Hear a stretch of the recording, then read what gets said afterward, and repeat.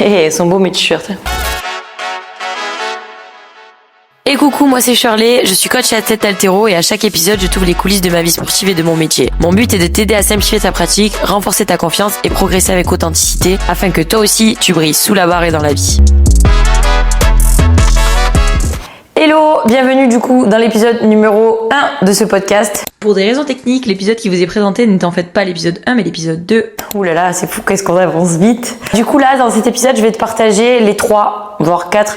On va voir si je vais jusqu'à 4 ou pas, parce que le but c'est toujours que les podcasts soient les plus courts possibles et qu'en 15 minutes, le temps de ton trajet pour aller au boulot ou où tu veux, t'aies le temps d'écouter l'épisode. Donc voilà, let's go, je vais vous donner les 3, ou en tout cas les principales erreurs que vous faites avant de commencer ou quand vous commencez l'haltéro, donc les erreurs de chacun des débutants, pour vous aider du coup soit à passer le cap, soit si vous l'avez déjà passé, à optimiser votre pratique et à pas faire les mêmes erreurs que moi. Première erreur qu'on va faire, ça c'est avant même de commencer, c'est l'erreur que moi j'ai faite, penser qu'il faut déjà être prêt pour faire de l'haltéro ou déjà être monstre ou squatter 130 kg, bon, peut-être pas Charlie, mais au moins 100 avant de mettre une barre au-dessus de sa tête, etc.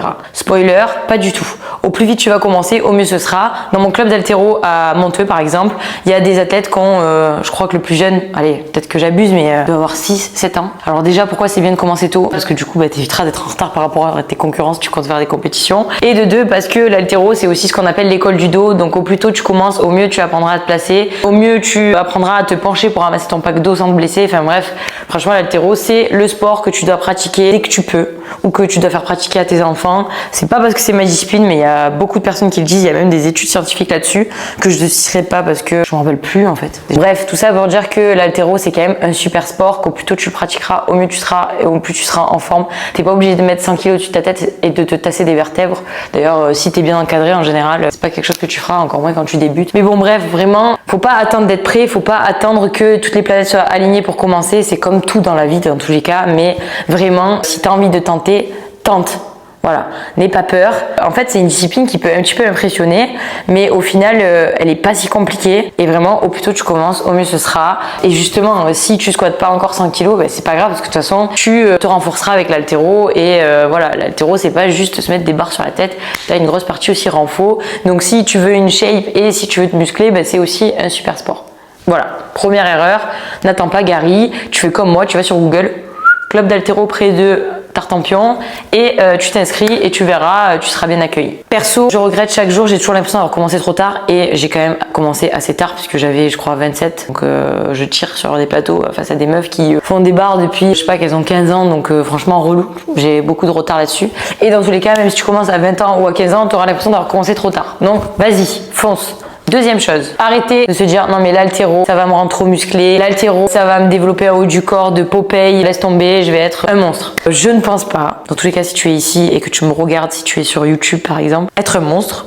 Voilà. Et encore, moi, je fais pas d'haltéro vite fait. J'en fais 4-5 fois par semaine. Donc, même moi, si tu me trouves trop musclé, désolé, ou heureusement, tu n'auras pas ce corps-là avec quelques séances d'haltéro. Bon, bref, tout ça pour dire que faut arrêter de penser que l'haltéro, ça va te développer un physique surdimensionné. Déjà, première chose, l'haltérophilie, c'est un sport où il y a une pesée. C'est un sport de catégorie de poids. Donc, je ne pourrai jamais faire 80 kg de muscle puisque je tire en moins de 58 kg. L'année dernière, c'était 59. Je suis un peu deg, rendez-moi mes 1 kg. Mais bon, bref. Voilà, en fonction de ta catégorie de poids, tu pourras pas être énorme puisque déjà, le muscle, ça pèse lourd. Donc, tu devras respecter le poids de ta caté. Donc, tu pourras jamais prendre énormément, ou en tout cas trop.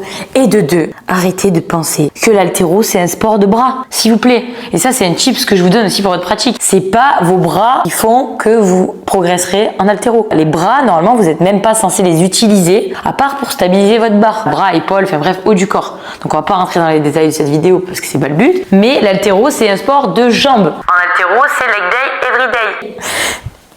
Franchement, mon anglais, il est vraiment pitoyable. Donc, j'espère que vous serez indulgents. Donc, l'haltéro, c'est un sport de canne, ok? On fait des squats tous les jours, c'est pas pour rien. Squat clave, squat nuque. L'haltéro, c'est les jambes qui font que du coup, tu arriveras à amener la barre au-dessus de ta tête, à passer dessous. Moi, personnellement, à 80 kg, à bout de bras, j'y arrive pas. Si j'utilisais pas mes jambes, j'ai quand même bien plus, et tu as bien plus de force dans tes jambes aussi. Donc voilà, c'est pas pour rien que c'est un sport de jambes. Donc déjà, ça, tu oublies, tu ne deviendras pas Hulk, et en plus de ça, tu vas progresser sur tes squats, tu vas te faire des cannes de rêve, et petit boule aussi en général, les athlètes, je sais pas, vous avez qu'à parcourir Instagram et voir un peu le corps qu'ont les athlètes d'haltéro. En général, elles sont quand même plutôt gaulées. Et l'erreur du coup numéro 3, surtout pour des athlètes comme moi qui viennent d'autres sports, c'est de vouloir mettre lourd trop vite. Ou pour les mecs. En général, ça c'est aussi une erreur de mec. Pas tous les gars, ok, je fais pas des généralités, mais un peu quand même. Vouloir mettre trop vite, trop lourd. Pourquoi? Parce que tu as un ego ou parce que tu viens d'un autre sport encore une fois et que du coup dans ta pratique tu as déjà fait 130 kg en squat et je sais pas 170 en deadlift, donc du coup tu penses que tu peux faire du snatch, enfin en tout cas de l'arraché. Je vais avoir du mal là dans ce podcast parce qu'un coup je parle en anglais, un coup en français, je sais plus, bref vous comprendrez. Snatch égale arraché, clean and jerk, épaulé jeté, voilà. Ok, moi je mets tout le monde d'accord. Donc c'est pas parce que tu fais 170 en deadlift que du coup tu vas faire forcément 100 en snatch ou que tu pourras faire ton snatch pull à 150. Ça n'a rien à voir. Voilà. Donc il va falloir que tu apprennes la technique, que tu ranges ton ego, que tu acceptes de repartir de zéro. Et c'est aussi pour ça que, comme je disais dans l'épisode numéro 1, l'haltéro c'est l'école de la vie parce que ça va t'apprendre la patience et ça va t'apprendre l'humilité et vraiment, voilà. Te dire c'est ok, je repars de zéro, je suis nul, le mec il a 15 ans, il est à côté de moi là, il tire plus lourd que moi, c'est pas grave, il a peut-être aussi 15 ans de pratique et ça va venir. Donc voilà, mettre lourd pour absolument mettre lourd, ça ne sert à rien puisque dans tous les cas, ok, peut-être que tu vas arriver à vite passer des paliers, mais après ça tu vas stagner pendant 200 ans, donc tu n'arriveras plus jamais à repasser ces paliers là, à reprogresser derrière. Pourquoi? Parce qu'au début comme tu es un peu fort, tu vas tout faire en force, ça va passer, tu vas vite atteindre les 60 à l'arraché, si tu es un gars surtout, et après ça plus rien. Et après ça, du coup, la petite chouchou ou n'importe quel coach que tu vas solliciter va galérer parce qu'il va devoir déconstruire toute ta technique, tous les petits schémas que tu as appris qui sont pas bons, petits mouvements parasites, pour te réapprendre à vraiment tirer une barre. Et du coup, tu auras reculé pour mieux sauter parce qu'au final, du coup, tu vas devoir reprendre tout de zéro, certainement repartir au PVC, repartir barre à vide pour recréer des schémas, etc. et déconstruire ta technique et en reconstruire une qui t'amènera vers les barres que tu veux faire et pour retrouver enfin le chemin de la progression. C'est longue cette phrase. Mais vous voyez que je le vis, ça je l'ai vécu trop de fois. Donc du coup, ça sert à rien de mettre lourd. Peaufine ta technique, apprends le geste et après tu pourras aller chercher plus lourd et c'est là que tu vas progresser en continu avec une bonne technique. Enfin moi, je le vois avec des athlètes que j'ai qui arrivent du crossfit ou quoi et ça fait 5 ans qu'ils font des barres mais qui font des barres en WOD et qui font franchement des barres moches et qui progressent plus. Oui, c'est normal Gary, en fait déjà tu tires avec tes bras et on a dit quoi juste avant? C'est avec tes jambes. Donc du coup, le mouvement est pas efficient et en fait dès qu'ils recommencent à mettre un petit peu lourd, même si léger, j'arrive à leur faire reprendre confiance, à comprendre un petit peu les schémas, tout ça. En fait, c'est comme si tu avais, je sais pas, un quota de barres. Si tu as fait 1000 barres avec une technique de merde, il va falloir que je t'en fasse faire 1000 avec une bonne technique avant que ça redevienne au moins autant automatique que ta technique bidon, tu vois. Donc en fait, voilà, il va falloir presque repartir de zéro et ça va prendre un temps monstre alors que si tu fais les choses bien dès le départ, si tu acceptes de faire barre à vide pendant très longtemps pour charger kilo par kilo, là du coup, tu vas être un monstre. Un monstre. Pourquoi? Parce que du coup tu auras la bonne technique et si en plus ça tu viens dans le sport que tu as de la force, les deux fusionnent, transfèrent et puis bam, snatch de ouf. Et là tu progresseras vraiment. Erreur numéro 4, ne néglige pas ta mobilité, ne néglige pas tes étirements, ne néglige pas tous les trucs que tu veux pas faire à côté, mais ça c'est valable pour tous les sports. C'est ce qui va faire que tu vas durer dans le temps. Surtout en haltéro qui demande énormément de mobilité, parce que autant en muscu, si t'es tout comme ça recroquevillé, ça t'empêchera pas de faire du bench, peut-être un peu du rowing, mais bon bref, ça t'empêchera pas d'être fort. Par contre en haltéro, du coup tu vas rater absolument toutes tes barres et ça va pas fonctionner, tu n'arriveras pas à chuter, bon bref. Donc vraiment la mobilité, etc. c'est important pour aussi même la souplesse, pour aller chercher un petit peu d'espace dans articulations, enfin bref, toutes ces choses là qui vont faire que tu vas durer dans le temps et surtout ne pas faire comme moi, attendre de te blesser pour le faire. Voilà.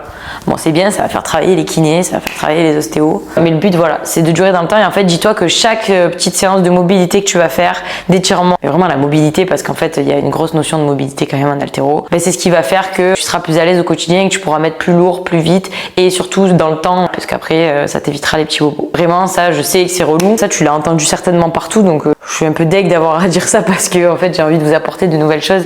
Mais en fait, ça fait partie des choses essentielles. Il faut le faire. Voilà, donc je t'ai donné les clés qui selon moi t'aideront si t'es débutant en haltéro ou si t'as envie de te lancer. N'hésite pas à me dire si ça t'a plu ou à partager tout ça sur les réseaux, notamment sur Instagram en m'identifiant et en partageant le podcast.